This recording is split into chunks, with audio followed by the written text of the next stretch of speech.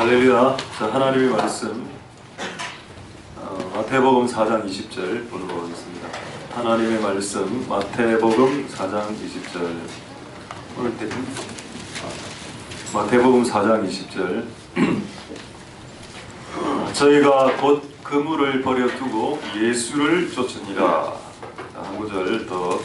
사도행전 9장 2절입니다. 사도행전 9장 2절.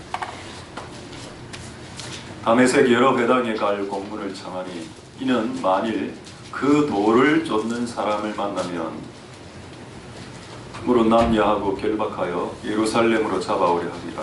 아멘. 제가 한번 기도 짧게 하도록 하겠습니다.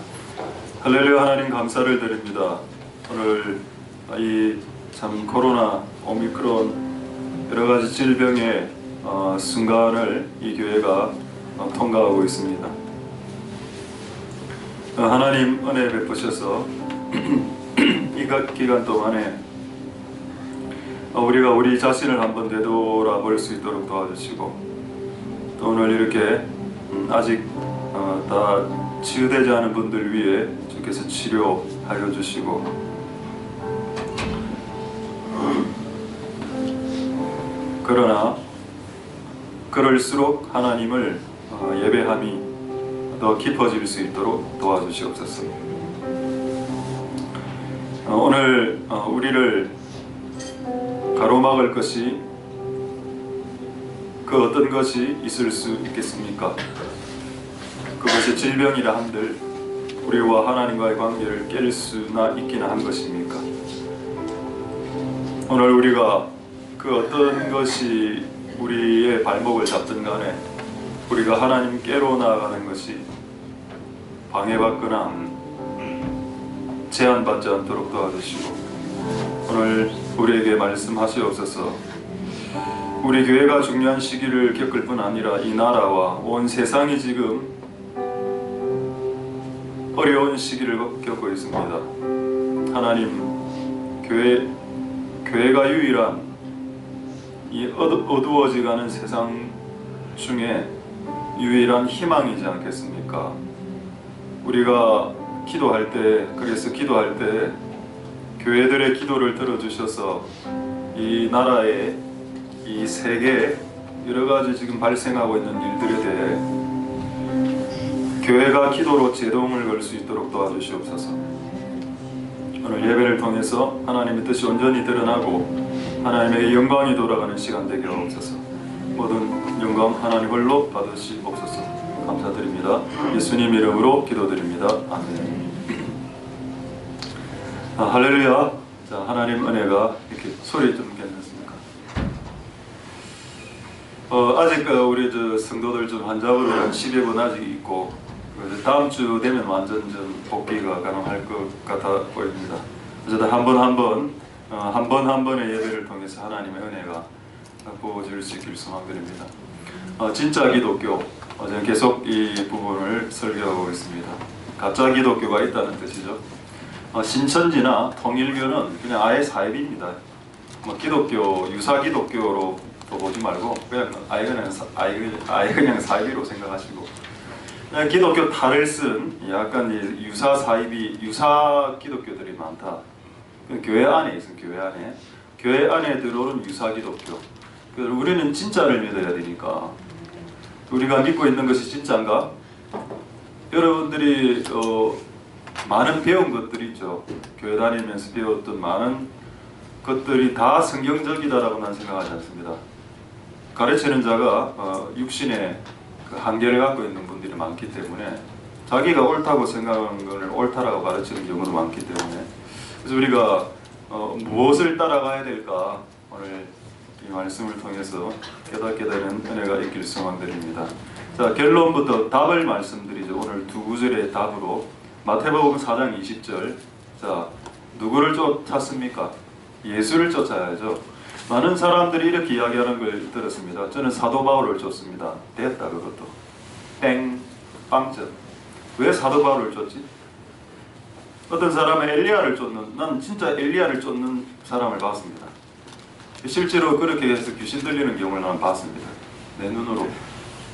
그 산에 올라가서 엘리야를 불렀다더군요. 여러분이 누구를 부르는 간에 그 유사한 영들이 옵니다.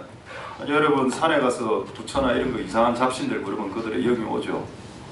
엘리야를 부르면 어떻게 될까요? 성경 어디에도 엘리야를 부르라는 말이 없습니다. 성경 어디에도 누구든지 주 예수의 이름을 부르는 자 구원을 얻는다. 할렐루야. 예수를 불러라 했죠. 그분은 실제 산에 가서 엘리야를 불렀고, 엘리야를 한 서너 번 부르니까 뭔가 자기 마음 안으로 훅 들어오는 걸 느꼈다 합니다. 그때부터 사람이 좀 이상해지기 시작하고 결국 그분은 정신병동에 들어갔습니다. 여러분, 우리는 예수를 쫓는다. 저는 다니엘을 쫓지 않습니다. 사도 바울이 대단한 분이죠. 저는 인간입니다. 베드로 대단하죠. 근데 베드로를 쫓지 않습니다. 예수를 쫓는다. 여기 나오지 않습니까? 그들이 누구를 쫓았나요? 예수를 쫓았다. 이게 기독교입니다. 이게 예수교죠.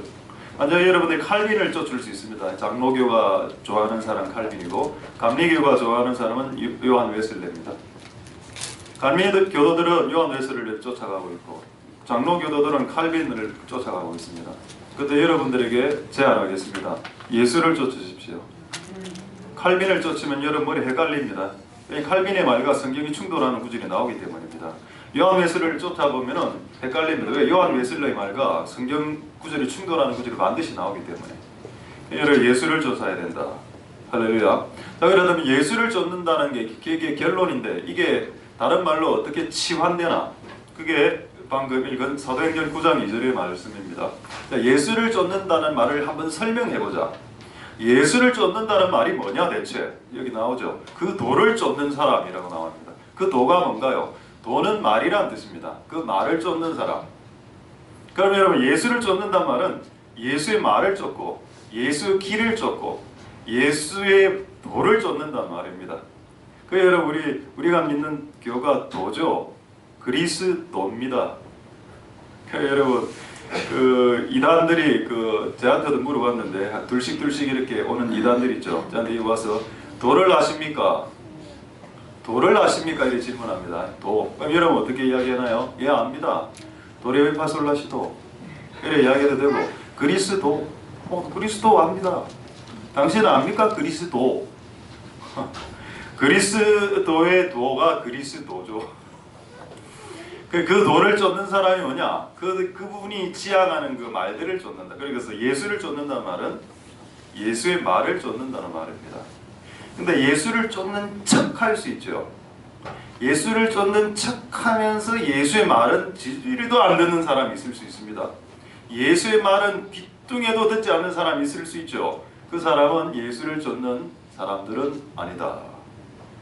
근데 어쨌든 그 당시에 예수님의 도를 실제 쫓는 사람들이 있었고, 이들은 거의 다 세상에 의해서 결박당했습니다. 교도소로 이어지고, 이놈들은 나쁜 놈들이 하고 사람들이 욕하기도 하고, 그런 분위기. 예수를 쫓으면 욕 듣는 분위기, 결박당하는 분위기. 그 분위기가 예수교가 시작될 때 있었습니다. 그렇다면 이 예수교와 끝마치는, 예수님 오시는 그 즈음의 예수교 또한 예수의 도를 쫓는 사람들은 결박당하는 시대로 들어가게 돼 있다는 겁니다. 그래서 여러분들이 예수를 쫓거나 예수의 도를 쫓으면 많은 사람들이 여러분들을 싫어할 가능성이 매우 높다. 그것을 받아들이는 기독교인들이 되길 바랍니다. 여러분들이 믿는 믿음은 사람들로 배척함을 당하게 만드는 도기 때문에 사람들이 싫어합니다. 그리스도를. 그래서 저는 이게 참 대가가 필요한데, 예수님 믿는다는 것이 그래서 쉽지 않고 호락호락하지 않는 것. 어쨌든 진짜 기독교는 뭐냐? 결론적으로 예수를 쫓고 예수의 말을 쫓는다. 그리고 그것으로 인해서 결박당하고 고통이 온다 하더라도 그 그리스도의 도와 말을 잃어버리거나 놓치지 않는다. 그것이 진짜 기독교가 되겠습니다. 자, 지지난주에 진짜 기독교가 뭔가 간단하게 설명했습니다. 복습하겠습니다. 진짜 기독교가 뭐냐? 죄인을 사랑한다. 우리 전부 다 죄인이죠. 우리 옛날에 다 염소였습니다. 염소는 뿔로 사람들이 맞는 성질이 있는 나쁜 놈이죠. 우리 다 염소. 염소 새끼. 근데 지금은 양으로 바뀌었죠. 트랜스폼, 변화되었습니다. 자, 기독교는 뭐냐? 진짜 기독교는 죄인을 사랑한다. 염소를 사랑해. 염소만 사랑하나? 용도 사랑한다. 용 같은 놈들. 염소 같은 놈들, 짐승 같은 놈들을, 이 죄인들을 다 사랑하지. 이게 1절입니다. 근데 2절이 뭐냐? 진짜 기독교는 죄인을 사랑하지만은 그 죄인들이 짓는 죄는 철저하게 증오한다. 그게 2절 기독교다. 여러분, 제가 지난주에 설교했던 내용 잊지 마십시오. 기독교는 1절, 2절을 같이 말해야 기독교다. 1절만 말하는 사람도 있습니다. 하나님 죄인들을 사랑하시오. 땡. 그 이상도 생각 안 하세요. 그 이상 생각하지 마세요. 부담스럽습니다. 교회 오는 게 부담스러워집니다. 그냥 하나님이 너만 사랑하는 것만 생각하세요. 땡. 그게 1절 기독교입니다. 여러분, 1절 기독교의 위험함이 얼마나 위험한지 아십니까? 이런 복음을 여러분들이 자녀들에게 가르치면은 자녀들은 죄를 끊지를 못합니다. 왜? 죄를 지어도 하나님 너를 사랑하니까요. 맞죠? 여러분들이 지금 죄를 하나를 더 짓든 두 개를 더 짓든 하나님이 여러분들을 사랑하는 데는 변함이 없습니다만은 하나님이 여러분들과 거리가 점점 멀어집니다. 하나님은 여러분을 사랑하죠. 그러나 거리는 멀어진다. 자, 그래서 진짜 기독교가 뭐냐? 죄는 사랑하나 죄는 미워한다. 이걸 잊지 마십시오. 또 진짜 기독교는 죄인에게 관대하죠. 죄를 지은 사람에게 후합니다. 그러나 그가 지은 죄에 대해서는 단호합니다. 칼로 끊어내듯 싹 끊어내듯 단호하죠. 여러분 몸에 암이 이렇게 종양이 자라나고 있으길 잘라내야 돼. 그 칼을 무딘 칼을 씁니까? 여러분 의사들이 그 칼날을 얼마나 날카로운 칼, 왜 칼날이 날카로워야 되는가 하면 날카로울수록 이 잘라낼 때 조금 덜 아픕니다. 근데 무딘 칼이죠. 무딘 칼로 이렇게 썰어낸다 생각해 보십시오. 여러분 지금 팔을 지금 썰어내야 되는데 무딘 칼로 썰어내면 얼마나 고통스럽겠습니까? 근데 날카로운 칼로는 싹 그러면 그냥 그 순간 싹 이렇게 잘리니까 우리의 종양이 그렇게 잘려야죠. 하나님의 말씀이 검이라고 했습니다. 하나님의 말씀이 검이 날카로워야죠. 죄에 대해서는 날카로워야 됩니다. 하나님 말씀의 검이 사람들을 향해서는 사랑하죠. 그러나 그 사람이 지는 죄에 대해서는 날카로움이 싹 있어야 된다는 겁니다. 그게 1절, 2절과 합친 기독교 되겠다. 그래서 제가 지지난주에 했던 이 말을 결단코 잊지 마십시오. 예수님은 죄인을 사랑하셨지만 예수님은 죄인처럼 사시지 않았다. 예수님은 세리와 장기들 심지어는 장녀들하고 지냈습니다. 예수님이. 근데 예수님은 장녀들처럼 살지 않았습니다. 왜 기독교가 장녀를 사랑하라고 하면서 장녀를 포용하면서 그 장녀가 짓는 죄에 대해서는 아무 말 못하나요? 그게 기독교입니까? 그럼 우리가 잘못 전하고 있는 기독교일 수 있습니다. 이 두 가지를 다. 자, 이 두 가지가 1절, 2절이 왜 중요한지를 진짜 제가 실예를 한번 들어보죠. 자, 여러분 우리 이 노래 잘 안 부르는데 내주는 강한 성이요. 가사 한번 띄워주시죠. 자, 이 노래는 독일 노래인가요? 이 노래가 내주는 강한 성이요. 잘 아시죠? 이 종교계의 노래입니다. 자, 1절이 뭐냐? 1절 후렴부에 이래 나오죠. 옛 원수마귀는 이때도 힘을 써 모락과 원수로 무기를 삼으리 천하에 누가 당하랴. 이게 1절입니다. 만약에 여러분 이 찬양을 1절만 한다고 생각해 보십시오. 천하에 누가 당하랴. 이 천하에 누가, 이게 사탄이 이긴다는 뜻입니다. 그럼 찬양 인도자가 우리 다시 한번 천하에 누가, 다시 한번 천하에 누가, 마귀의 영이 꽉 임하면서 교회가 사탄교가 돼요. 사탄을 찬양하잖아요. 1절만 노래하면 이 노래를 여러분 1절만 계속해서 반복해서 부르면 사탄교가 된다는 겁니다. 옛 원수 마귀는 천하에 누가 당하랴. 이게 무슨 찬양입니까 이게. 근데 이걸 1절만 부르는 게 이상하죠. 복음도 마찬가지입니다.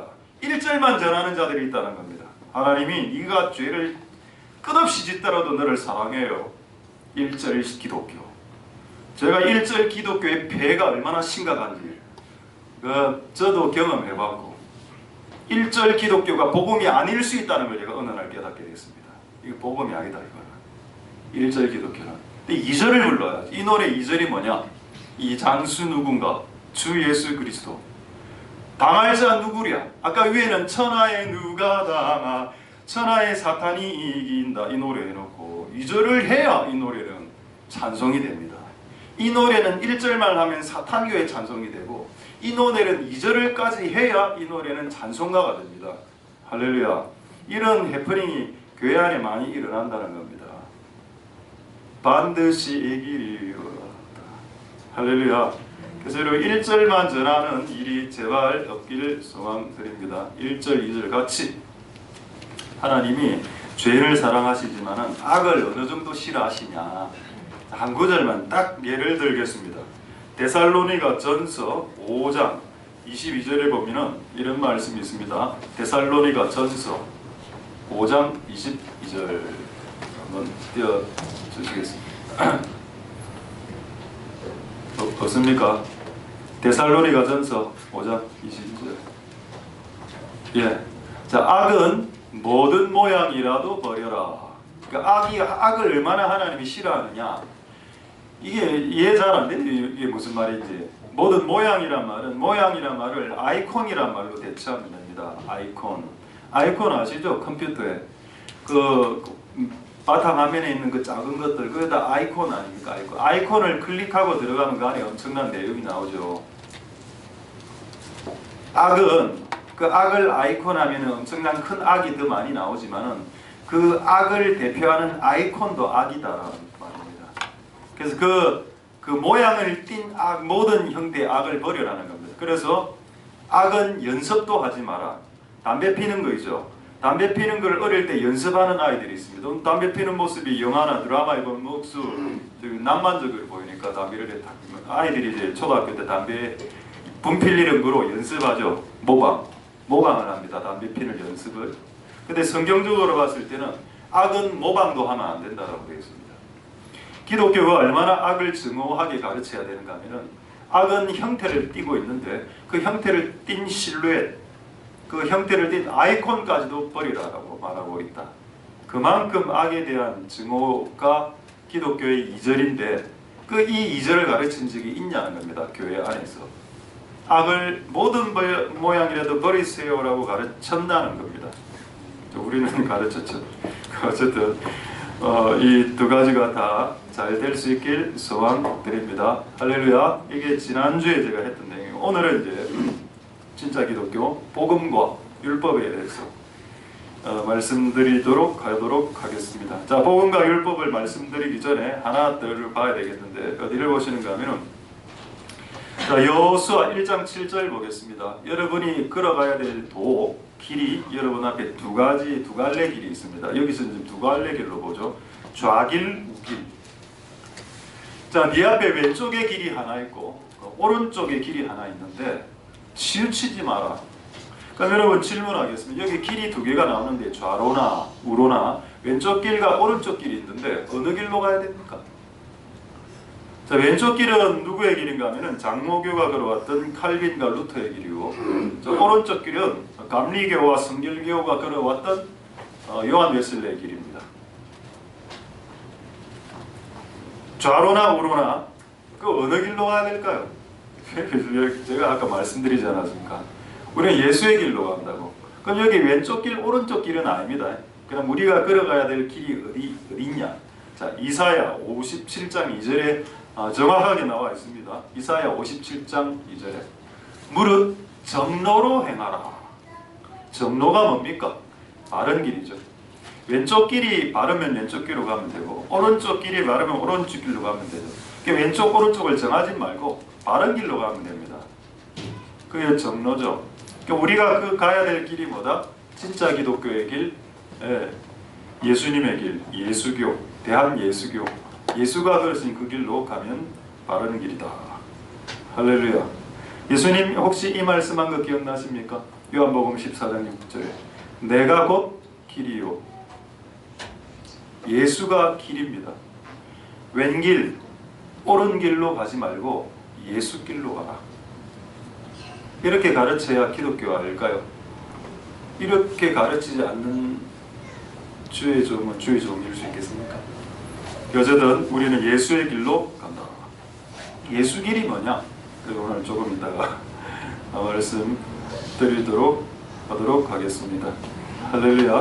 자, 그래서 여러분, 오늘은 여러분들에게 제가 왼쪽 길을 말 안 하고 오른 길도 안 하고 오른쪽 길도 말 안 하고 정로, 우리가 진짜로 똑바로 걸어가야 될 바른 길로 걸어가려고 오늘 여러분들에게 말씀드리는데, 그럼 하나 질문할 수 있겠죠. 왜 왼쪽 길과 오른쪽을 주께서 만들어 놓으셨죠? 아니, 그냥 우리가 정로로 바른 길로 가길 원하면 그냥 바른 길만 하나 쫙 놔두지. 그래서 그 길로 다 걸어가게. 왜 하나님이 왼쪽 길과 오른쪽 길과 셋길과 지름길과 첩경과 여러 별길을 다 만들어 놓으시고 우리 보고 정로로 가라고 이렇게 어렵게 하십니까? 신앙을 라고 생각해 볼 수 없을까요? 저는 그런 생각이 되었습니다. 하나님 우리가 구원받기 다 원하실 텐데 길 하나만 딱 만들어 놓지, 왜 잡스러운 길들 수십 개를 만들어 놨어요? 어디로 가고 빠지게 이렇게 해놓으셨어요. 하나님 모를 때 이런 질문을 할 수 있습니다. 자, 여기에 대한 답을 말씀드리겠습니다. 왜 이 길 저 길이 있는가? 이 길 저 길 요 길이 있는가? 그리고 우리가 진짜 걸어가야 될 진짜 길이 섞여져 있는가? 이렇게 하시는 이유가 대체 뭔데? 그거 궁금하십니까? 궁금하시면 제가 답을 말씀드리겠습니다. 데살로니가 후서 2장 11절에서 12절 하고 이제 제가 예를 몇 가지 들어드리죠. 자, 데살로니가 후서 2장에 보면 이런 말씀이 있습니다. 하나님이 원래 하나님은 좋은 것만을 역사하게 하시는 분인데 원래는 하나님이 유혹 같은 거를 저희 가운데 막 일어나게 역사하게 막 거짓 것들 막 일어나게 막 누가 했다 됐습니까? 하나님이 했다고 되어 있네요. 저기에 하나님이 유혹과 거짓 것을 일어나게 해서 그들로 믿게 했습니다. 이유가 뭔가요? 대체 왜 저런 짓을 하십니까? 하나님 12절 진리를 안 좋아하고 불의를 좋아하는 놈들을 솎아내기 위해서다. 솎아낸다는 표현이 있죠. 거짓 것들을 좋아하는 사람을 구별하기 위함이다. 할렐루야. 이거 여러분 하나님 창세기 때부터 했습니다. 빛과 어둠이 섞여 있을 때 빛과 어둠을 구별해 버렸죠. 레위기를 읽어보면 맛있는 물고기하고 맛없는 안 먹어도 되는 물고기를 섞어 놓으시고 구분을 해버렸습니다. 하나님이 교회 안에 너무 잡스러운 사람들이 다 섞여 있으니까 교회 안에 이상한 진리를 한번 탁 올려보는 겁니다. 그럼 그게 미끼인데 그걸 먹으려고 다 달려들겠죠. 불의를 좋아하고 거짓 진리를 좋아하는 사람 거기 다 달라붙습니다. 진짜를 전하는 사람을 욕하고 목사를 욕하고 이렇게 하죠. 목사가 너무 고집식해. 목사가 융통성이 없어. 그렇게 하면서 말입니다. 하나님이 이렇게 하시는 이유, 왼길 오른길을 놔두신 이유가 있죠. 자, 그럼 예를 제가 하나 들어보죠. 최근에 제가 들은 진리 중에 비진리 중에 가장 사쿠라 진리 세 가지가 있습니다. 하나는 자살해도 그리스도인이 자살해도 천국 간다라는 설교. 그것도 충격받았다 했습니다. 그리고 저쪽에 신학교 교수가 그렇게 가르친다고 제가 들었습니다. 자살해도 천국 간다. 이거 여러분 자살 직전에 있는 고등학교 3학년들에게 이런 설교하면은 교회 안에 자살자들이 속출합니다. 그럼 그 핏값에 대해서 그 목사가 핏값을 져야 돼. 근데 왜 이런 설교를 좋아할까요? 자살하고 천국 가고 싶은 겁니다. 자살하고 천국 가고 싶은 사람들은 이 진리를 채택합니다. 자살해도 천국 간다고 목사님이 가르쳐 주셨어요. 저는 자살할 거예요. 이 세상 살기 싫어요. 근데 여러분 자살해서 죽으면 지옥이 더 힘든데, 그래도 여러분 여기 이 땅에서는 밥이랑 라면이라도 끓여 먹죠. 지옥에 가면 신라면 안 끓여 먹습니다. 그건 완전 사우나야. 완전 막 지옥 사우나 가면 나가시 있는 거 아시죠? 나가시 모릅니까? 많은 게 뭔데요, 여러분? 나가시라고 막 때밀이 주는 그 귀신들이 와서 막 때밀어 줍니다. 뭐 톱 이런 거로 톱으로 때밀어 주고. 그러니까 죽으면 지옥 가는 게 그게 얼마나 고통스러운데 그걸 안 가르치고 자살해도 천국 간다라고 가르치니까 너무 담대하게 자살을 행하는 겁니다. 이렇게 가르쳤던 사람들이 유튜브에 조회수가 수십만 되죠. 왜 그럴까요? 왜 그런 가르치면 조회수가 50만씩 갖다 붙습니까? 구독자가. 조회수. 왜 그럴까요? 그게 좋기 때문에 자기들에게는 이 메시지 좋아. 일반 목사들이 가르치지 않는 메시지야. 일반 목사들은 다 저 사람은 지옥 간다고 가르치는데 나 그런 메시지 싫어. 두 번째 메시지 11조 하면 지옥 간다. 또 충격적인 메시지죠. 11조는 율법이기 때문에 웃기죠. 율법에 대한 개념이 매우 왜곡되어져 있습니다. 11조는 율법이기 때문에 신약시대 때 율법을 지키면 지옥 가기 때문에 바리새인들이 율법 지키고 다 지옥 갔기 때문에 11조를 지키지 않아도 된다. 너무 신선해. 새롭다. New teaching. 새로운 가르침이다. 조회수 50만. 그럼 우리 같은 이 설교, 오늘 이 설교 조회수 5.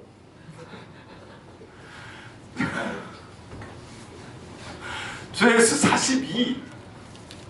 최고 우리 이 설교의 조회수가 보니까 최고 한 300까지 조회수가 있던데요. 이게 진짜 미스터리입니다. 도대체 누가 300 조회수를 설교를 클릭했나? 내가 그렇게 해달라고 말도 안 했는데 목사님을 위로한답시고 1번씩 클릭하고 애들이 알고 보니까 나중에 1번씩 20번씩 클릭. 그러니까 그 하나만 그렇게 300회 했다. 근데 만약에 제가 설교를 자살해도 천국 갑니다. 11조 내지 마세요. 11조 내는 건 율법입니다. 이래 가르치면 조회수가 올라간다. 자, 그렇습니다. 그 다음에 재밌는 거 요즘 이제 이슈 하나 보여드리죠. 요즘 뜨는 성경책인데 성경책 두 권 한번 보여드리겠습니다. 자, 성경책 사진. 자, 이 성경책이 무슨 성경책인가 하면 성경책 이름이 독특하대요. 이 동성애자를 위한 성경인데 퀸 제임스 버전입니다. 퀸 제임스. 원래 킹 제임스 성경 알죠? 킹 제임스. 그 영국 왕 킹 제임스 왕이 만든 버전이 킹 제임스 버전인데 이거를 삐딱하게 왜곡해서 퀸 제임스 버전이다. 제임스 여왕의 버전이라고 삐딱하게 만든 성경책입니다. 그다음 또 성경 하나 더. 퀴어 알죠? 퀴어는 동성애. 이게 여러분 성경책 표지입니다. 퀴어를 동성연애자 여자 동성연애자 이야기할 때 퀴어라 하죠. 퀴어 바이블. 이게 지금 나오는 성경책입니다. 왜 이 성경책이 팔릴까요? 이 메시지가 땡기는 사람들이 있기 때문입니다. 그럼 하나님 왜 이 퀴어 바이블을 허용하셨을까요? 이 더러운 세상에. 왜 교회 안에 하나님께서 퀸 제임스 버전을 허락하셨을까요? 아까 유혹을 왜 교회 안에 허락하신다고 했습니까? 그거를 좋아하는 사람들이 그걸 따라가게 내리더라. 진짜와 가짜, 진짜를 좋아하는 사람과 가짜를 좋아하는 사람들을 구분하게 하기 위해다. 여러분, 우리는 이런 성경을 별로 안 좋아합니다. 그래서 세 번째 최근에 들었던 비진리는 뭐냐? 예수님은 동성연애자다. 이유는 예수님의 12제자들이 다 남자이기 때문에. 예수님이 남자고 12제자가 다 남자인 이유는 예수님이 동성연애자였기 때문이다. 이거를 가르치면 이거 어떻게 받아들이는가? 신선하다 라고 받아들인다는 겁니다. 좌로나 우로나 치우치지 말고 우리는 이제 정로를 걸어가야 되겠습니다. 할렐루야. 되겠습니까? 자, 그래서 오늘 진짜 기독교 두 번째 이제부터 오늘 본론인데 율법과 복음과 율법. 자, 그 한번 PPT 화면 한번 띄워주시죠. 율법과 복음 있을 겁니다. 자, 여러분 진리, truth, 복음, gospel. 자, 율법은 영어로 law, L-A-W. 종교는 religion. 자, 율법과 종교를 제가 간단하게 이야기하겠습니다. 그냥 규칙입니다. 규칙. 영어로 하면 rule. 자, 율법과 종교는 규칙이라 생각하시고 진리와 복음은 뭐라고 생각하면 그냥 복된 소리, 복소리, 복된 이렇게 생각하면 되겠습니다. 자, 그러면 예를 하나 들어보죠. 엄마가 자녀들에게 화가 났을 때 했던 많은 말들 중에 복소리가 있고 복된 소리가 있고 또 분노를 요즘 아이들 말로 킹받게 만드는 엄마의 말투 있죠. 자, 엄마의 말투 제가 하나 소개해드립니다. 공부해! 복음입니까? 밥 먹어! 또 저 남편한테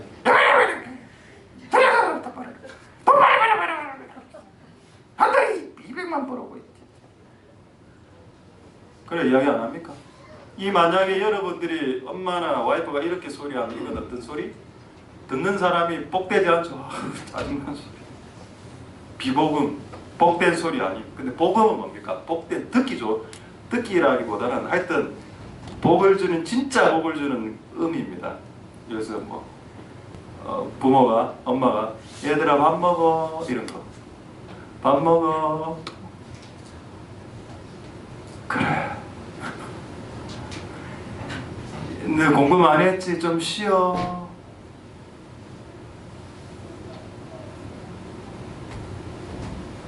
자, 하나님 은혜가 여러분들에게 소원드립니다. 하나님이 우리에게 주시는 소리 중에 진짜 복을 주는 소리, 그게 복음이고 규칙과 같은 게 좀 있죠. 요거 율법 종교 볼 수 있는데 요거를 그냥 하고 헷갈리면 안 돼요. 이게 좀 중요한데 그 기독교가 진짜 기독교가 되게 되려면 복음입니다. 복된 소리. 근데 이제 가짜로 넘어가면 우리 규칙적으로 넘어가죠. 그래서 여러분 기독교는 규칙의 총합이 아닙니다. 기독교라는 게 성경에 있는 모든 규칙 613가지죠. 이제 이스라엘 사람들은 613가지의 규칙을 만들어냈습니다. 십계명에서 쫙 뽑아내갖고 613가지의 규칙이 기독교가 아닙니다. 그럼 율법은 필요 없나요? 이 질문부터 말씀드리죠. 율법 필요 없나요? 율법에 여러분 간음하지 말라라는 내용이 율법에 있습니다. 간음해야 됩니까? 하면 안 되죠. 그럼 율법이 그럼 나쁜 겁니까? 아니 규칙이 왜 나쁜데 규칙은 좋은 건데. 자, 이 율법과 종교와 이 룰, 규칙을 조금 더 쉬운 말로 하겠습니다. 신호등. 여러분들이 운전을 해가는데 빨간불이 딱 켜져. 정지. 그럼 차 서야 됩니다. 파란불이 딱 켜지죠. 그럼 차 몰고 갑니다. 이게 뭔가 이 신호등이 뭔가요? 신호등이 규칙, 로, 율법, 법입니다. 법. 이거 지켜야죠. 이거 안 지키면 어떻게 되나요? 엄청나게 사고가 많이 발생할 겁니다. 그 복음은 뭔가요? 지금 빨간불이 딱 켜졌는데 차를 딱 세워야 되는데 내 차 안에 지금 환자가 타고 있어.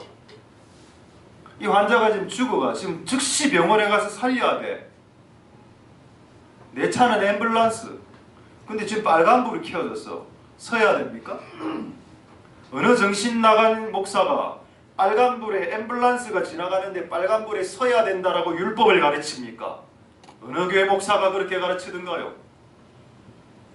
아무리 빨간불이 켜져서 가지 않아야 하더라도 내 차 안에 지금 환자가 타고 있으면 그 빨간불을 무시하고 바로 병원으로 가는 게 하나님의 법이죠. 할렐루야. 그 법과 복음을 헷갈리지 마라. 자, 환자 입장에서 이 앰뷸런스 안에 있는 환자 입장에서 한번 봅시다. 이 운전수가 앰뷸런스 운전수가 지금 빨간불이 켜졌어요. 못 갑니다. 기다리세요. 얘는 지금 숨이 넘어가. 빨리 제발 아저씨 가주세요. 못 가요. 빨간불. 요래하면 기독교가 율법주의 기독교가 되는 겁니다. 이런 식으로 살면 기독교가. 그럼 진짜 기독교는 뭔가요? 예. 지금 지금 시속 150으로 밟고 있습니다. 이 환자를 살릴 수 있으니까. 이게 이 소리가 이 환자에게는 복음입니다. 복된 소식. 제가 지금 시속 150으로 밟고 있어요. 이 소리가 이 환자에게는 뭐로 들릴까요? 벌금 5만원 벌금 떨어지는데요. 그 벌금이 중요한 게 아니고 자기 사는 문제인데 죽고 사는 문제. 저는 지금 시속 150으로 지금 병원 안에서 달려가고 있습니다. 이 소리가 그에게 복음처럼 들리겠죠. 복된 소리, 복된 그게 가스펠입니다. 할렐루야. 그래서 복음과 율법을 잘 구분할 수 있도록 되겠습니까? 그렇다고 여러분 빨간불에 차를 멈춰야 되는 게 무의미한가요? 그건 가늠을 해야 됩니까? 그렇지 않죠. 그래서 이 두 가지를 지혜롭게 잘 하실 수 있길 소망합니다. 실제 그 바리새인들은 613가지를 지키면서 뭐 손 씻지 마라, 손 씻거라, 밖에서 들으면 손 씻고 손 씻지 않으면 밥을 먹자 이런 잡스러운 짓들을 더 많이 가르쳤습니다. 실제로는. 그거 여러분 구원하고 아무 상관없죠. 자, 됐습니다. 어쨌든 하나님 은혜가 여러분들의 길 수망드립니다. 자, 이제 한번 보겠습니다.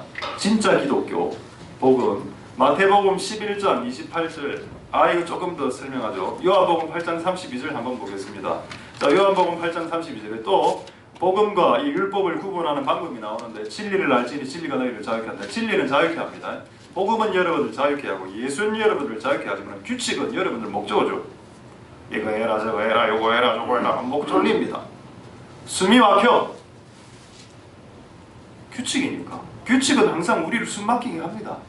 근데 진리는 뭔가요? 복음은 제가 지금 시속 150으로 밟고 지금 영혼을 향해서 직행하고 있습니다.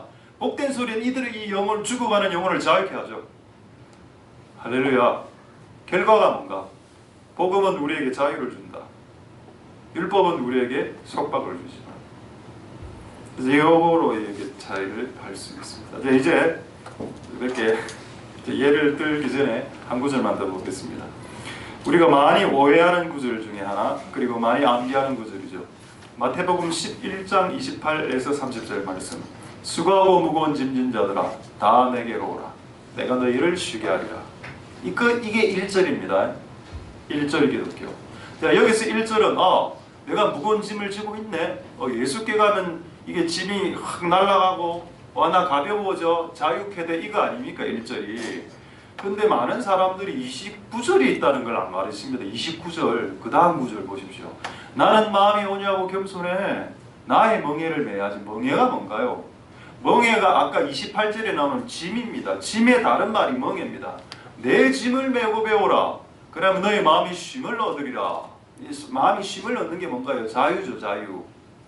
아까는 여러분 예수 믿으면 예수에게 가면 무거운 짐이 확 날아가서 자유케 된다 했는데 이게 아까는 1절이고 지금 이게 2절입니다. 2절에 나오는 이 하나님의 예수님의 복음이 뭔가 하면 네가 나에게 와서 배우고 내가 주는 짐을 메고 가면은 마음의 자유가 난다. 이거는 안 가르칩니다. 30절까지 볼까요? 이는 내가 주는 짐이라고 정확하게 예수님 말하고 있습니다. 그러니까 내가 원래 무거운 짐은 벗어버려야 돼. 근데 예수께로 가면 예수님이 가벼운 짐을 다시 줍니다. 그 짐은 두 종류가 있다고. 하나는 내가 벗어야 될 짐이 있고, 그 다음 내가 다시 지어야 될 짐이 있습니다. 내가 벗어야 될 짐은 뭐냐? 죄의 짐, 저주의 짐, 이런 거 다 벗어버려야죠. 그건 예수께 가면 그냥 다 날아갑니다.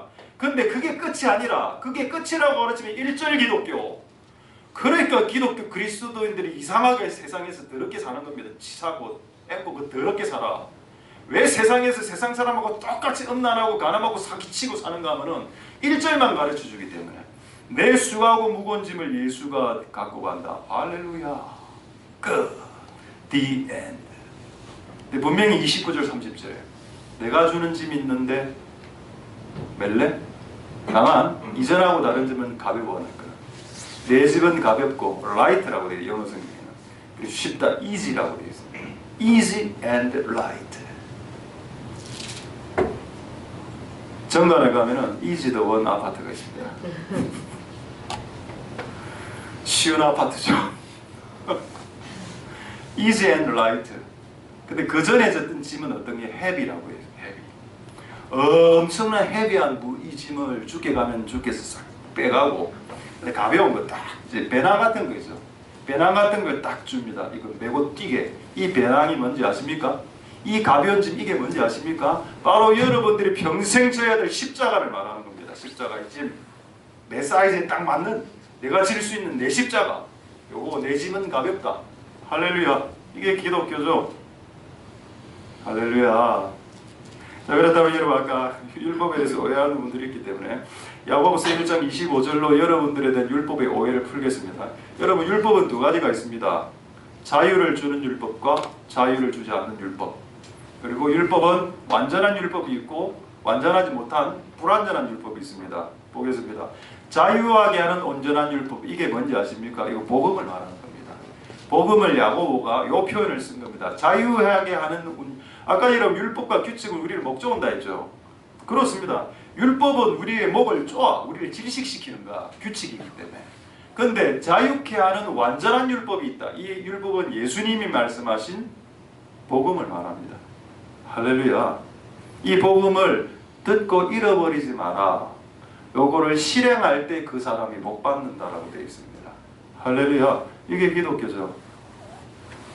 이게 기독교. 자, 그래서 여러분, 우리가 율법은 규칙이기 때문에 좀 힘든 것도 사실이지만은, 그러나 또 주께서 주시는 복된 소리고 복음으로 또 우리가 우리의 삶을 나아가는 이 하여튼 두 개에 대한 밸런스가 있을 수 있게 되길 소망됩니다. 이제 이때까지 했던 내용을 조금 더 쉽게 설명하고 말씀 마치겠습니다. 이제 간단하게 자 한번 보도록 하겠습니다. 마태복음 12장 10절 12절 이거 말고 자, 마태복음 12장 보겠습니다. 3절 4절 7절 보시면은 자 12장 자 여러분 이 사건 아시죠? 다윗이 구약 때 저기 도주할 때 도피할 때 밥을 며칠 동안 밥을 못 먹었습니다.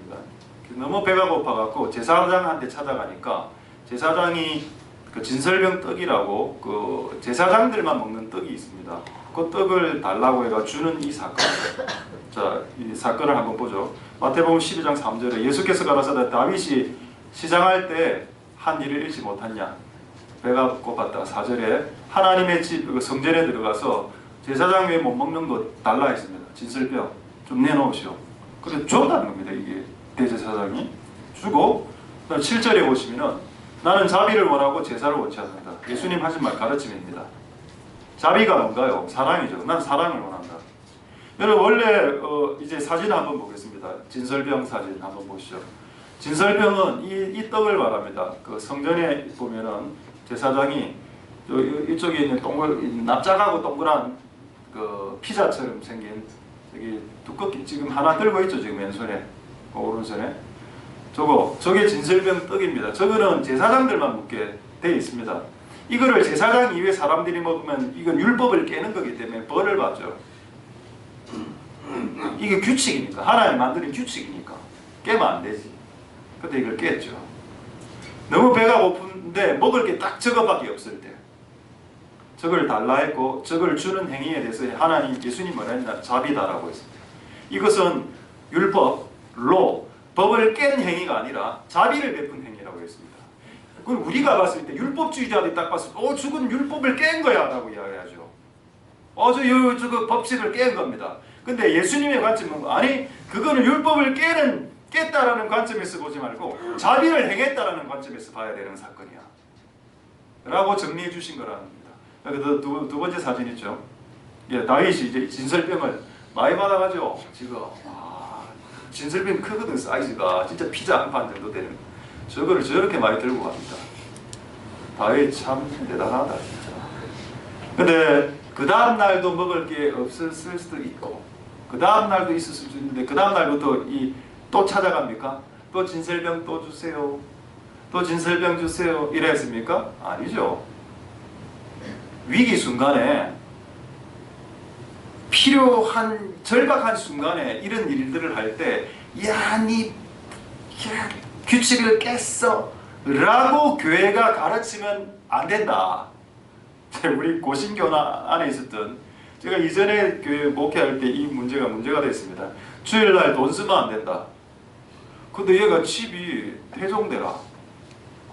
우리는 이제 영도 앞쪽에 있어. 영도 딸이 있는데 교회가 있었고 태종대 영도 딸이까지 한 10km 걸어와야 돼. 주일날 돈 쓰면 안 돼. 그럼 얘가 차비를 안 쓰려고 택시비하고 버스 10km를 걸어와가. 교회 퍽 앉아가 땀 벌벌 흘리고 바로 자더라고. 예배 시간 1시간 되도록. 얘들은 지금 버스도 걸어도 안 왔는데 자지만은 그 당시 걔들은 그래 걸어는 왔습니다. 걸어가 피곤해서 잤지. 그 예배 축도하고 뭐 요새는 저 예스 이런가 이러면 눈 번쩍번쩍 뜨고 야 밥 먹으러 가자. 이 짓이 여러분 율법주의 교회의 짓입니다. 차라리 그냥 택시를 타고 버스를 타고 와서 맨정신으로 말짱하게 예배드리는 게 더 안 낫습니까? 그 택시비, 그 버스비 1,000원이라 치고 그 1,000원 때문에 그런 짓을 우리가 많이 했다. 이전에 장로교회들이 특히 칼빈과 루터를 따르는 많은 교회들이 이런 짓을 많이 했다는 겁니다. 규칙은 필요하죠. 당연히 규칙이 필요 없는 데가 있습니까? 규칙은 필요하지만은 그걸 적용할 때 복음스럽게 적용해라. 복음스럽게. 되겠습니까? 하나님 은혜가 여러분들에게 있겠습니다. 다시 이제 이 결론을 한번 보죠. 마태복음 12장 7절에 보시면은 마태복음 12장 7절 나는 자비를 원한다. 제사를 원치 않는다. 진설병도 맞다. 제사장들이 먹는 게 맞아. 그러나 진짜 굶은 자가 왔으면 그거 줄 수 있어야 된다. 이거하고 똑같겠죠. 그래서 건축원금을 해놨다. 건축원금 교회를 해서 500만 원 있다. 예를 들어. 그때 진짜 이게 암 환자가 이게 수술비가 100만 원이 필요해. 그럼 목사가 이렇게 이거는 건축원금이 때문에 니한테 100만 원 못 줍니다. 이게 율법주의자들이죠. 복음은 어떻습니까? 비록 그게 건축헌금이다 하더라도 그 100만 원이 그 암 환자에게 가서 수술비로 쓰여진다면 그 100만 원을 줄 수 있어야 됩니다. 여러분 이거를 또 잘못 생각하시면서 유도리다, 유도리 있다. 이건 유도리가 아니다. 이거는 이게 유도리입니까? 유도리예요 이게? 이게 일본 말입니까? 이게 유도리가 유도리 있게 신앙생활 하는 게 아니고 이게 복음적으로 생활하는 거다. 이게 복음적으로 유도리 있게 사는 게 아니고 하나님 은혜가 여러분들에게 있기를 소망드립니다.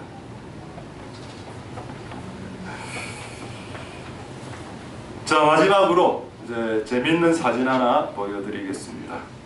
선악과 사진이죠. 선악과 사진 한번 보여드리겠습니다. 자, 잘 그렸네요. 이게 막 선악과를 먹어라 말아라 이래가지고 결국 이제 하와가 하나 먹고 너무 기분이 좋아 춤추는 장면이죠.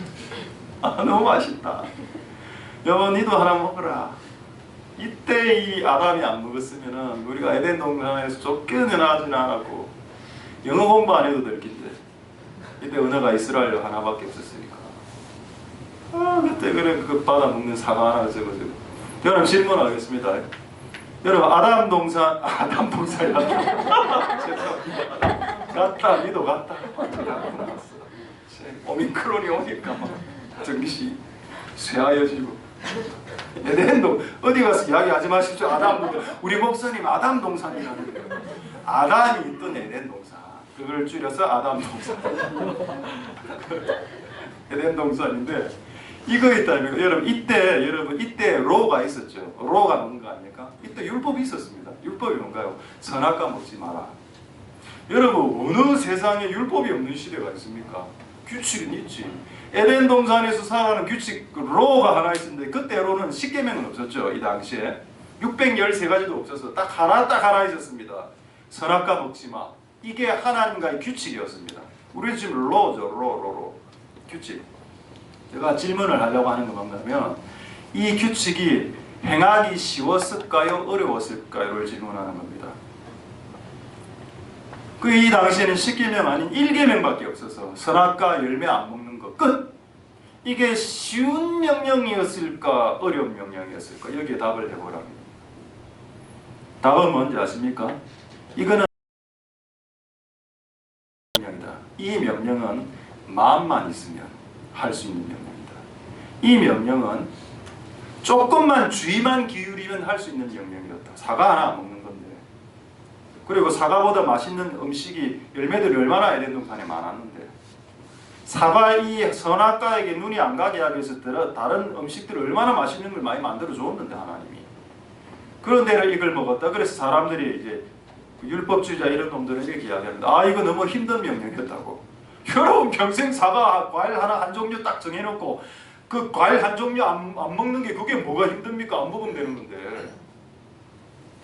안 그래서 여러분 다이어트를 위해서 고기 이런 거 안 먹는 사람 있잖아. 그거 하잖아 그거. 그게 힘듭니까? 그러니까 하나님이 우리에게 주신 그 계명과 율법이 힘들다라고 생각하지 말라고.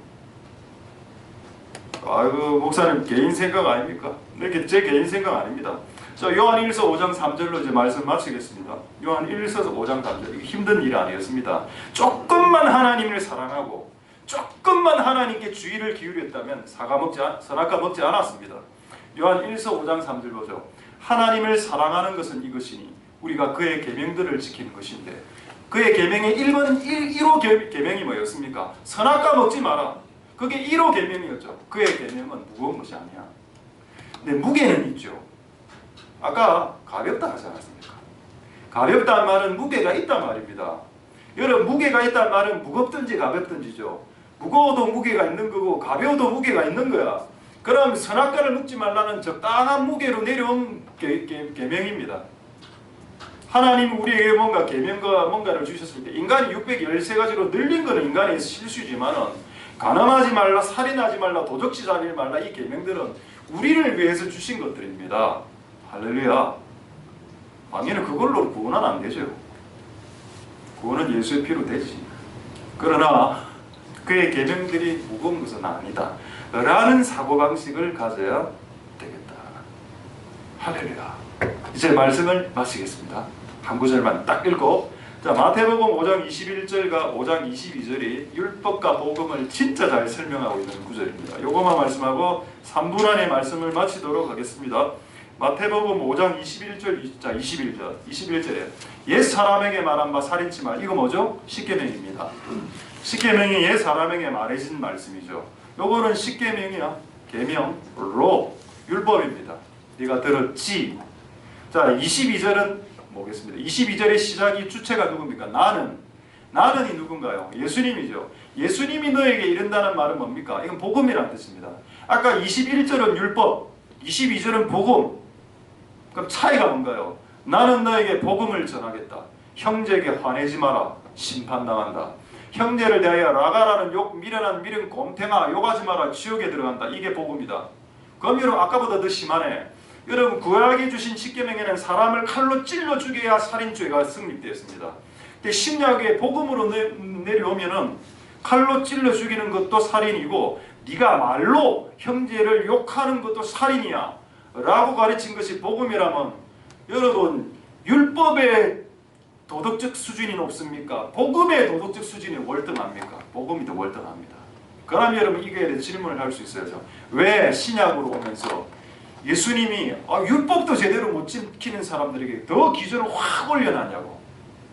왜 그렇게 올려놨을까요? 구약에는 성령이 우리에게 오지 않았습니다. 구약 시대 때는 하나님이 우리에게 내려오지 않았다. 근데 예수님을 믿는 신약 시대 때부터는 성령이 우리 몸 안으로 들어오셨죠.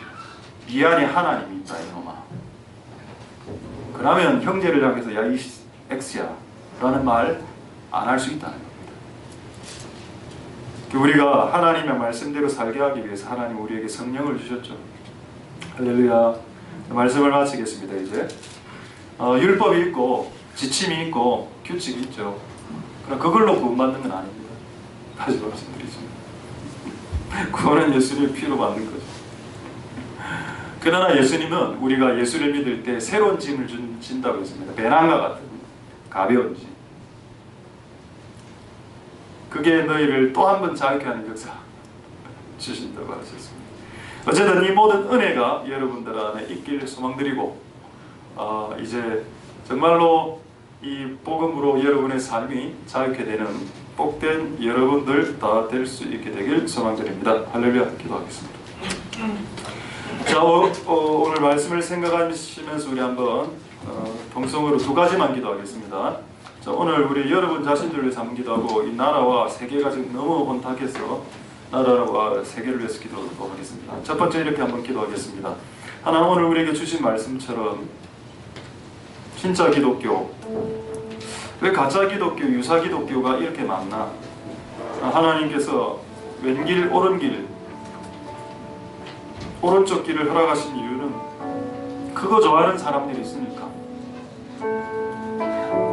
안 그래도 11조 내기 싫었는데 11조 내면 지옥 간다 하니까 아싸 좋다. 하나님, 교회 안에 이런 혼탁함이 있습니다. 우리가 주님의 길을 갈 수 있도록 도와주시옵소서. 우리는 사도행전 9장의 말씀처럼 도를 쫓는 사람, 그리스도의 도를 쫓는 사람, 그리스도의 말을 쫓는 사람. 우리가 믿는 복음은 우리를 자유케 합니다. 율법은 우리를 옥죄고 숨막히게 하고 규칙이니까 힘들게 하죠. 근데 복음은 우리를 살리고 우리를 자유케 합니다. 우리가 지고 있던 너무 무거운 율법의 짐은 주님께 던져버리고 주께서 새롭게 주시는 배낭과 같은 가볍고 쉬운 짐이 있는데 그건 우리가 메고 가야 되는 겁니다. 평생. 그런 우리 이 길을 잘 걸어가는 복된 우리들이 다 되게 축복하여 주시옵소서. 자, 그렇게 한번 동성으로 하나님 앞에 기도하도록 하겠습니다. 기도하겠습니다. 할렐루야. 하나님 감사를 드립니다. 주님 역사하여 주시고 긍휼을 베풀어 주시기를 소망드립니다. 율법주의자들이 되지 않도록 도와주시옵소서. 우리가 예수님을 쫓아갈 수 있도록 도와주시옵소서. 우리는 예수의 도를 쫓아가고 예수님을 쫓아가는 예수교가 될 수 있도록 도와주시옵소서. 그들이 그물을 버려두고 예수를 쫓으리라. 그리스도를 쫓는 도를 지킨 자들이 있었습니다. 우리의 무거운 죄의 짐, 저주의 짐, 율법의 짐은 주께서 우리를 벗어내게 해 주시고 주께서 주시는 가볍고 쉬운 짐들 우리가 지을 수 있도록 역사하여 주시고 은혜 베풀어 주시옵소서. 긍휼 베풀어 주시고 역사하여 주시고 도와주시기를 소원합니다. 자, 우리 두 번째는 우리나라와 우리 우크라이나를 위해서 한번 기도하겠습니다. 잘 아시겠지만 푸틴이 제가 봤을 때 좀 미친 것 같습니다. 그래서 지금 우크라이나의 정말 아무 죄 없는 백성들을 미사일로 죽이고 있죠. 그리고 그걸로 끝 안 나고도 발트 3국까지 올라가서 세 나라를 더 박살내겠다고 그런 첩보들이 나오고 있습니다. 방법은 하나. 지금 푸틴을 막을 사람이 누가 있습니까? 유엔에서도 막지 못했습니다. 게르안이 채택 안 됐죠. 그럼 누가 이 미친 짓을 하는 푸틴을 막을 수 있을까요? 하나님이 막을 수 있습니다. 우크라이나 안에 있는 교회 안에서 이제 기도를 시작했거든요. 러시아 안에서도 교회 안에서도 기도가 일어나기 시작했고 전 세계 기독교 안에서 이 푸틴의 질주를 독주를 미친 짓을 막아달라고 기도해야 됩니다. 제가 푸틴을 보고 시진핑과 김정은을 보면서 어떻게 하는 짓이 세 명이 다 똑같나 이렇게 하는 짓이 공산주의자들 하는 짓이 왜 이렇게 똑같나 뭔가를 더 땅을 넓히고 더 넓히고 더 사람들이 겁주고 미사를 쏘고 이런 짓을 우리 위에서도 하고 있습니다. 북한에서도. 이 악한 정권들이 반드시 무너질 수 있도록 축복하여 주시고 겸하여 3월달에 대선이 있는데 할 말 많지만 싹 다 빼고 악한 정권 그리고 교회를 핍박할 교회와 성경의 가치를 무너뜨리는 정권은 반드시 무너질 수 있도록 하나님을 두려워하고 하나님을 세우시는 정권이 3월달에 세워질 수 있도록 우리가 동성으로 한번 이 나라와 온 세상을 위해서 한번 교회로서 중보하도록 하겠습니다. 할렐루야. 하나님 감사를 드립니다. 하나님 역사해 주시고 기름 부어주시기를 소망드립니다. 주님 도와주시고 은혜 풀어주시옵소서. 악한 독재자들이 왕위에서 내려올 수 있도록 푸틴과 시진핑과 김정은이가 그 자리에서 내려올 수 있도록 하나님 역사해 주시고 누가 이 악한 왕들을 막을 수 있겠습니까? 하나님 이외에 누가 이것들을 막을 수 있겠나이까? 하나님 아버지 역사해 주시고 이들을 막아주시고 하나님을 두려워하고 교회를 지지하는 조금이라도 지지하는 자가 다음 대선의 대통령이 될 수 있도록 축복하여 주시고 역사해 주시고 기름 부어주시기를 소망드립니다. 하나님 도우소서. 역사해 주시고 기름 부어주시고 예배를 받아주시고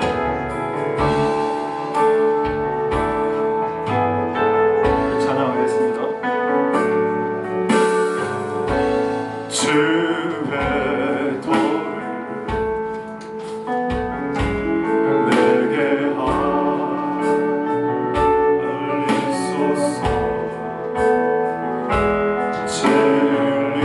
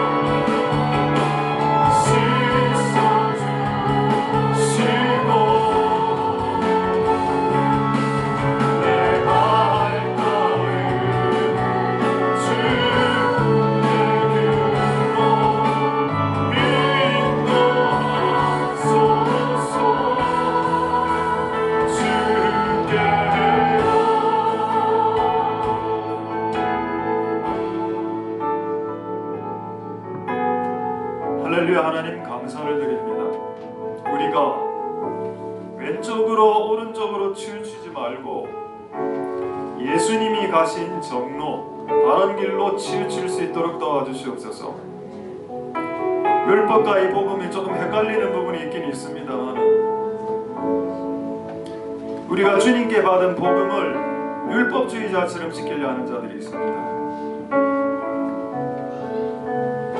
주께서 우리 보고 살인하지 말라, 그건 율법이지 않느냐, 형제를 향해서 분노하지 마라, 분노도 살인되다라고 하였습니다. 이거 어떻게 지켜야 될까요? 더 강화된 것 같은데, 근데 라가라는 말도 뭐 미련한 놈아라는 말도 이제 못하게 됐는데 더 힘들어진 것 같은데, 오히려 더 맞습니다. 의외로 간단하죠. 우리가 그게 율법이든 복음이든 간에 의무감으로 지키려 하면 모든 것은 율법이 됩니다. 심지어는 복음도 여러분들이 의무감으로 지키려 하면 율법이 됩니다.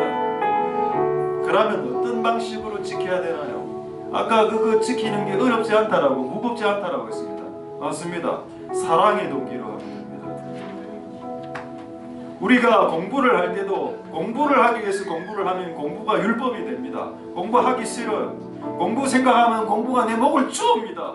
근데 공부를 할 때 하나님을 사랑하는 마음으로, 하나님에게 영광 돌리는 마음으로 공부를 하기 시작한다면 공부는 즐길 수 있는 어떤 취미거리가 될 수도 있습니다. 공부가 어떤 자에게는 율법이고 공부가 어떤 사람에게는 즐거운 게 될 수 있습니다. 그렇지 않나요? 어떤 동기에 그 공부하려고 하면 그게 율법이지. 근데 하나님을 사랑하는 마음으로 하면 공부하는 것도 율법이 안 되고 복음이 될 수 있습니다. 너무 간단하죠. 하나님, 그렇게 우리가 살아갈 수 있도록 도와주시옵소서. 우리의 동기는 의무감이 아니다. 우리의 동기는 책임감이 아니다. 우리의 동기는 사랑이다. 선악과도 마찬가지. 그들이 하나님을 사랑했다면 선악과 이겼을 겁니다. 근데 그들은 하나님을 사랑함보다 그 사탄의 속삭임을 더 사랑했고, 그렇지 않나요? 그 간단한 규칙인데 선악과 그거 안 먹는 거, 그건 뭐가 어렵다고? 돼지고기도 안 먹는, 평생 안 먹는 사람이 있는데 그거 뭐 평생 선악과 안 먹는 게 뭐가 어렵다고? 이건 어렵고 쉬운 문제가 아니고 사랑이 있고 없고의 유무의 문제였던 겁니다. 하나님, 우리가 하나님을 사랑함으로, 그래서 예수님께서 613가지의 계명을 딱 2가지 율법과 선지자의 강령으로 만드셨습니다. 하나님을 네 마음을 다해서 사랑하라. 이게 되면은 모든 문제가 해결이 된다. 네 이웃을 네 몸처럼 사랑하면 모든 문제가 해결이 다 된다. 가늠하고 살인 안 하고 이거 안 하려고 하지 말고 그냥 형제를 사랑해라. 그럼 모든 것이 해결된다. 11조 해야 됩니까? 말아야 됩니까? 돈을 줄이라 써야 돼. 그런 거 신경 쓰지 말고 하나님을 한번 사랑해봐봐라. 그 율법주의 문제가 다 해결된다. 해소된다. 내가 율법주의자로 살아가고 있었는데, 내가 환자를 들고 있었는데 빨간불이 딱 켜진 겁니다. 하나님, 나는 율법을 지켜야 되는데 브레이크를 밟습니다. 저는 의롭지요. 저는 의롭게 살아왔습니다. 저는 이런 그 사소한 거 하나도 어기지 않는 의로운 놈입니다. 근데 뒤에 있는 환자는 죽어가고 있습니다. 그게 의가? 그게 네 의냐? 네 의 때문에 얼마나 많은 사람들이 죽었느냐? 네가 지켰던 그 빨간불 때문에 네 차 안에 타고 있던 수많은 사람들이 죽어간다. 이놈아, 그런 율법주의자처럼 살아가지 마라. 사람을 질식시키고 사람을 목조는 율법주의자처럼 살아가지 마라. 복음처럼 살아가라. 하나님을 사랑하고 네 이웃을 네 몸처럼 사랑하면 솔직히 율법 없어도 살아간다. 그게 기독교가 말하는 거 아니겠습니까? 하나님, 우리가 그렇게 살아갈 수 있도록 축복하여 주시옵소서. 우리는 진짜 기독교를 믿고 싶습니다. 칼빈이 말한 기독교, 요한 웨슬리, 존 스토트가 말한 기독교, 마틴 로이드 존스가 말한 기독교, 그거 다 싫습니다. 그냥 예수님이 말씀한 예수님의 도를 쫓아가는 우리들이 되게 축복하여 주시옵소서. 그런 진짜 기독교를 믿는 진짜 교회가 되게 해주시고, 진짜 기독교를 믿는 진짜 청년들이 되게 해주시고, 진짜 기독교를 믿는 진짜 성도들이 다 될 수 있도록 축복하여 주옵소서. 그래서 율법에 너무 과도하게 짓눌려서 다른 사람들 압박하고 그런 짓을 이제는 종료할 수 있도록, 자기를 과도하게 내세우지 않도록 그냥 하나님을 사랑하면서 살아갈 수 있도록, 그래서 모든 문제가 해결되는 것을 보여주는 자가 될 수 있도록 축복하여 주시옵소서. 모든 영광 하나님 홀로 받으시옵소서. 감사드립니다. 예수님의 이름으로 기도드립니다. 아멘. 우리가 알거니와 하나님을 사랑하는 자 그 뜻대로 부르심을 입은 자들에게는 모든 것에 합력하여 선을 이루느니라. 여호와는 내게 복을 주시고 너를 지키시기를 원하며, 여호와는 그 얼굴로 내게 비추사 내 은혜 베푸시기를 원하며, 여호와는 그 얼굴을 내게로 향하여 드사 평강 주시기를 원하노라. 주 예수 그리스도의 은혜와 하나님의 사랑과 성령의 교통하심이 너희 무리와 함께 있을지어다. 아멘.